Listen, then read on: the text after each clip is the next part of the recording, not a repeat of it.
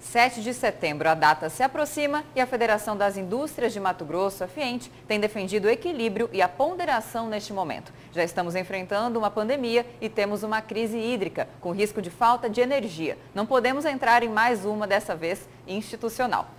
E é para falar sobre esse e outros assuntos, inclusive a ferrovia estadual, que está aqui no Jornal do Meio-Dia, o presidente da Federação das Indústrias de Mato Grosso, Gustavo de Oliveira. Boa tarde, presidente. Boa tarde, Lúcio. Boa tarde, Camilo. Presidente, de forma assim, bem didática, para que os telespectadores possam entender melhor, qual ou quais, os benefícios dessa ferrovia estadual aqui para Mato Grosso. Como é que isso pode ter reflexos na vida de quem vive aqui? Bom, Lúcio, Mato Grosso é um estado que produz muito pouco do que se consome aqui. Então, para que os produtos possam chegar aqui, vindo de São Paulo, Rio e outros países, eles têm um grande percurso rodoviário para fazer. Hoje eles já fazem isso até Rondonópolis.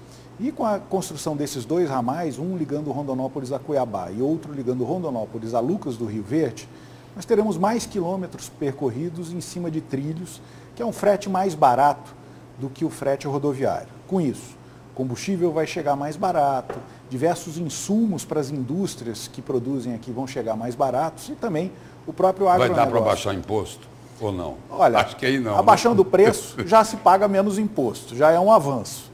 Mas o grande passo, eu acho, é a gente ter mais volume de produção aqui, é ter mais condição de atrair mais indústrias para beneficiar. Nós devemos, nessa década, passar de 130 milhões de toneladas de grãos produzidos. Quando começar a construção desses dois ramais, presidente, há quanto tempo para se concluir? A previsão até Cuiabá 2026 e até Lucas do Rio Verde 2028. Essa é a proposta que foi apresentada e com isso a gente já deve ter um barateamento de quase 20% do custo do frete nesses trechos aí indicados.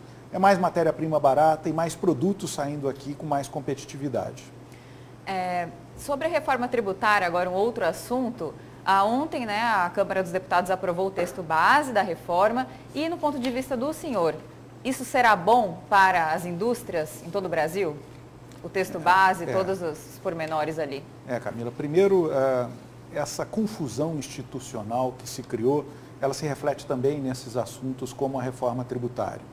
A hora que a Câmara aprova um projeto, modificando o impacto desse projeto para os brasileiros e para o governo, sem estimar direito qual é esse impacto, isso gera uma ruptura muito difícil de ser superada entre o Executivo e o Legislativo. Voltando à ferrovia, o grande avanço que nós tivemos de ontem para hoje foi que o Ministério dos Transportes, articulando com o Poder Executivo Estadual, autorizou a construção dentro dos parâmetros feitos aqui. Se os governos estão em briga, um autoriza, o outro desautoriza e isso vira uma confusão. Assim está com a reforma tributária e assim está com diversas pautas no país. Então, é muito importante que a gente entenda que a reforma tributária precisa acontecer, mas ela precisa reduzir a carga tributária dos brasileiros e garantir que o Estado brasileiro não tenha que criar outros impostos para compensar perdas que a reforma traz. Só para ilustrar esse embate institucional que existe, nessa semana o deputado José Medeiros disse aqui no Jornal do Meio-Dia que a iniciativa do governador Mauro Mendes da ferrovia estadual era uma espécie assim de golpe pelas costas no presidente Bolsonaro. Só para ilustrar. E o governador foi muito hábil, foi a Brasília. Ontem teve uma reunião muito longa com o ministro Tarcísio e com a equipe técnica para costurar essa solução. É isso que eu digo, quando os poderes sentam, quando as autoridades sentam e conversam e convergem, quem ganha é a população. Que sentido faria, Lúcio, por causa do problema burocrático, a gente continuar sem ferrovia? Uma ferrovia já devia ter chegado no Médio Norte há mais de 20 anos e em Cuiabá há mais de 30. Certo. Em relação, presidente, ao 7 de setembro, Lúcio, que está um assunto tão comentado, inclusive a FIENT emitiu aí um manifesto. Historicamente, a federação tem se manifestado em momentos cruciais da democracia. Por exemplo, na época do impeachment da ex-presidente Dilma, a FIENT também endossou manifestou, assinou um documento que foi enviado e isso foi endossado pelo povo, que foi às ruas. Hoje, no dia 7 de setembro, o senhor acredita que esses anseios da população, a população também vai às ruas para defender algumas posições, porque talvez não está sendo ouvida? Qual que é o pensamento da FIENT em relação a isso? Nossa percepção é que o problema real do brasileiro hoje é uma inflação, principalmente na prateleira do supermercado, batendo aí na casa de 20%.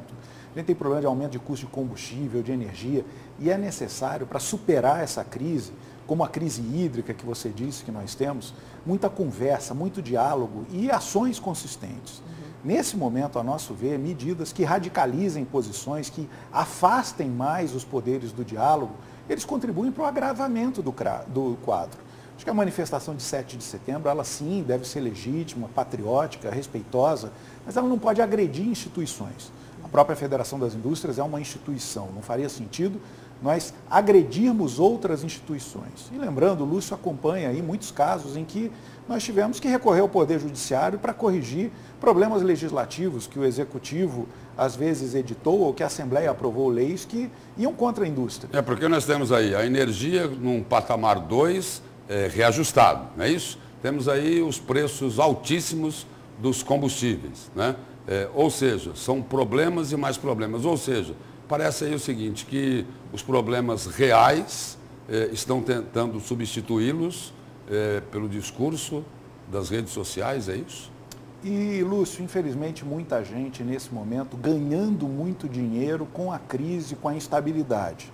Gente que especula com o dólar, que especula com preços de commodities, que especula com o equilíbrio fiscal do Brasil, esses estão rindo à toa, estão ganhando muito. Quem não ri é quem está lá, tipo, na fila do ossinho. Esse não ri, não é? Esse não ri, quem está abastecendo o carro com preço disparado de petróleo no mundo não está rindo, e quem precisa produzir e trabalhar também não está rindo, Lúcio. Eu acho que a gente precisa deixar isso claro. O país precisa de paz e o país precisa construir agendas positivas. Esse mau humor de hoje vai se refletir nas urnas no ano que vem. E me parece que os brasileiros não estão compreendendo a gravidade do problema que a população... E nesse manifesto a FIENTE fala em equilíbrio, em grandeza, humildade e talvez até de forma indireta de que os dirigentes, né, nos mais variados poderes precisam ter juízo, não é, presidente? Muito juízo, o problema é sério, a crise é muito séria, a crise real é muito séria e criar outras crises não vai ajudar a gente em nada. Então a nossa posição é essa. O Brasil precisa de soluções e não de mais problemas.